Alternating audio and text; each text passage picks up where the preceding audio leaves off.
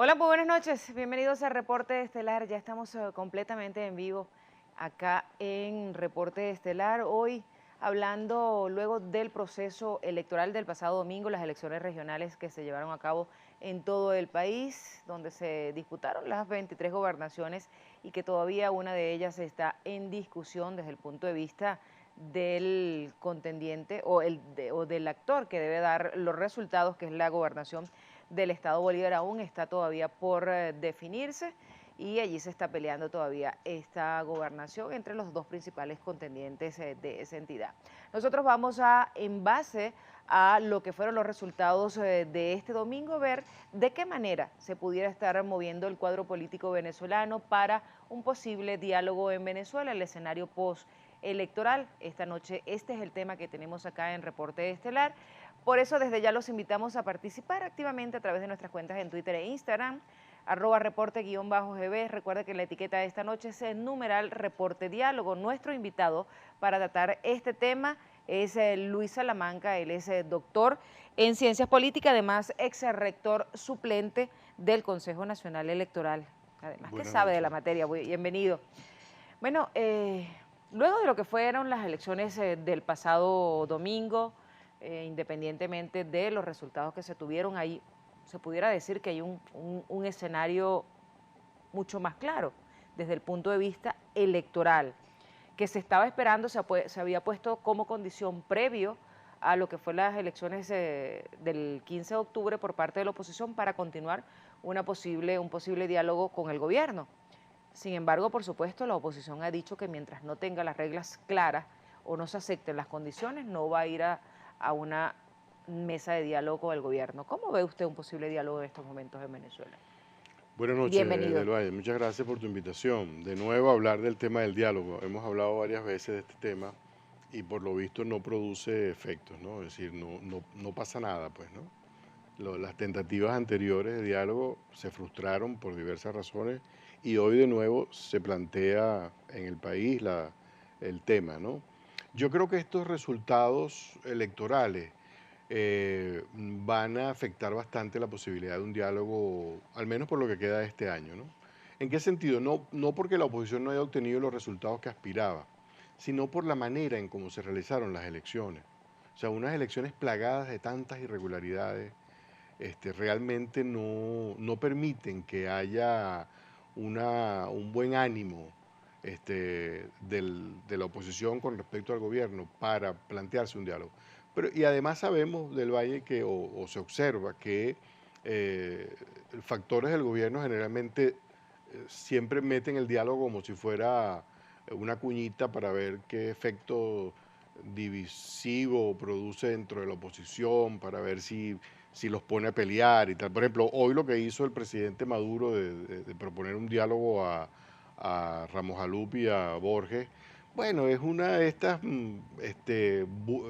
maneras de manejar el asunto un poco para ver si los puedes poner a pelear. Pero yo creo que la oposición en este momento está más preocupada por el tema de cómo recomponer las condiciones electorales en Venezuela a un mínimo aceptable, digno, que plantearse un diálogo con el gobierno. De hecho, una de las condiciones que le ponen para cualquier diálogo posterior, futuro, es la de reconducir este asunto de las elecciones a una claridad de reglas y a un manejo más apegado al Estado de Derecho, porque lo que pasó en esta oportunidad, bueno, es una cosa increíble, ¿no?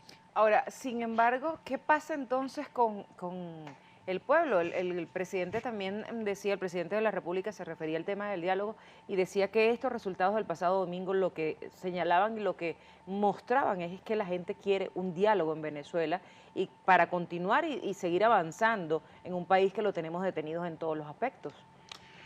No sé, la verdad no sé si la gente votó para que haya diálogo. Yo no creo que esa conexión la estuviera haciendo la gente en el acto de votar, ¿no?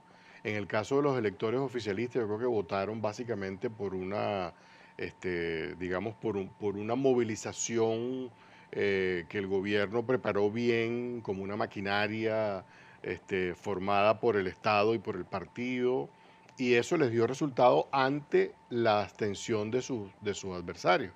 O sea, los adversarios dejaron el terreno libre y esta maquinaria, eso es lo que suele ocurrir cuando hay extensión de un lado o general, esta maquinaria logró su resultado. O sea, esta fue una elección de maquinaria, el resultado fue de maquinaria. Entonces, no creo que la gente estuviera, los que votaron por el oficialismo, no creo que estuvieran pensando en el diálogo como, digamos, el móvil de su acción para, voy a votar para que haya diálogo en Venezuela. Eso evidentemente no ocurrió así, pues, ¿no? Y por el lado de los opositores, lo que estaban votando era por buscar cambio.